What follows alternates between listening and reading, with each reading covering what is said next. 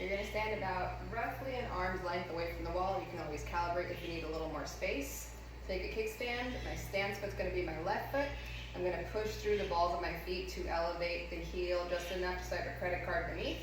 Then I'm going to do a hinge. I'm going to put my hands on my hips just to guide me into hip flexion to make sure that I'm actually flexing at the hip and not rounding at the back or arching my ribs forward. So you're going to hinge, and then you're going to drive through the pressure you're already producing through that left foot, and then end up in this march drive position.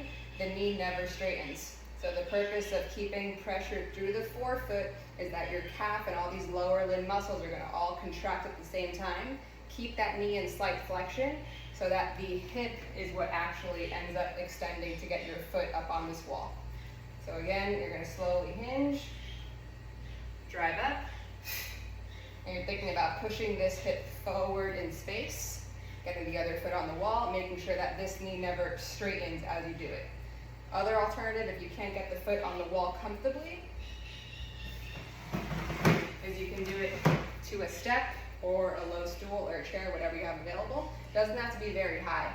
It just has to be high enough where it's challenging, but the goal is that you're focused on moving through hip flexion, keeping pressure through the forefoot, moving into hip extension.